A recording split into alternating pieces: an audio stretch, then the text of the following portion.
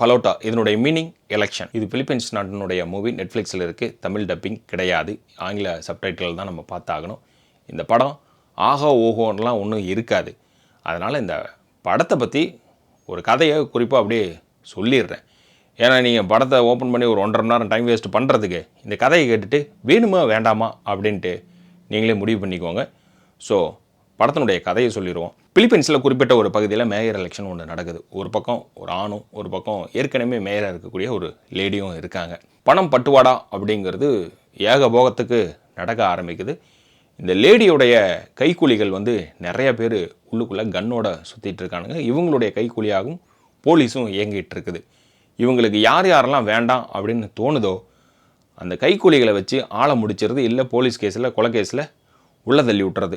இதுவே வாடிக்கையாக போயிட்டு இருக்குது. எலெக்ஷன் ஒரு பக்கம் நெருங்கிட்டு இருக்கு. இந்த எலெக்ஷனுக்கு சூப்பர்வைசிங்காக அந்த ஊரில் இருக்கக்கூடிய டீச்சர், அவங்களுக்கு 2 பசங்க இருக்கானுங்க டீனேஜில். ஸோ எலெக்ஷனுக்கு அந்த அம்மா புறப்பட்டு போகிறாங்க. எலெக்ஷனும் நடக்குது. எலெக்ஷன் முடிஞ்ச கையோடையே காரில் அந்த டப்பாவை கொண்டுட்டு போய் சப்மிட் பண்ணுறதுக்கு போகிறாங்க.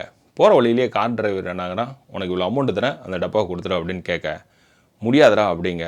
இந்த லேடியும் இன்னொரு ஆளும் போகிறாங்க. அப்போ கையிலேயே விரல்களிலே பேசிக்குவாங்க, இது நடக்க போகுது அப்படிங்கிற மாதிரி. டக்குன்னு சுதாரிச்சுட்டு டிரைவர் கன் எடுத்து சுட ஆரம்பிப்பான்.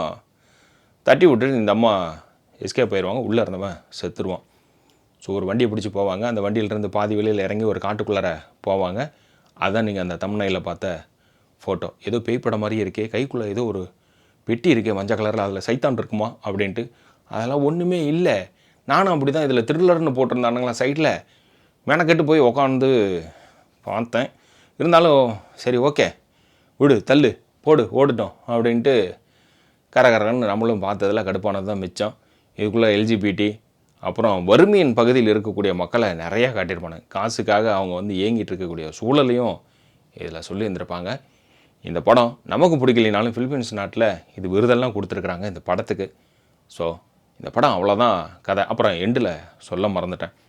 கடைசியாக அந்த பெட்டி அங்கேயும் இங்கேயும் கை தடுமாறி கெடுமாறி அந்த அம்மா ஒரு லெவலுக்கு கொண்டுட்டு போய் கொடுத்ததுக்கப்புறம் அங்கேயும் ஒரு பஞ்சாயத்து ஒன்று நடக்கும். அங்கே அரசியல்வாதியாக தான் இருப்பான் எல்லா ஊர்லேயும் அப்படின்னு படத்தை முடிச்சுருந்துருப்பானுங்க. அந்த இடம் நல்லா இருந்தது. மற்றபடி அந்த ட்ராவல் அப்படிங்கிறது கொஞ்சம் போர் அடிக்க ஆரம்பிக்குது. அந்த அரசியல்வாதி கதையெல்லாம் நம்ம ஊர் கதையிலே தெரிஞ்சது தான். அவனுக்கு அவ்வளோ கம்பெனி இருக்குது, இவளுக்கு இவ்வளோ கம்பெனி இருக்குது அப்படிங்கிறது அதெல்லாம் எங்களுக்கு தெரியும் போப்பா அப்படிங்கிற மாதிரி தான் இருந்தது படத்தை பார்க்குறப்ப. சரி ஓகே ஒரு ரிலேட்டடாக இருந்துட்டு போட்டோம் அப்படின்னு பார்த்து முடிச்சிட்டோம். இதான் கதை.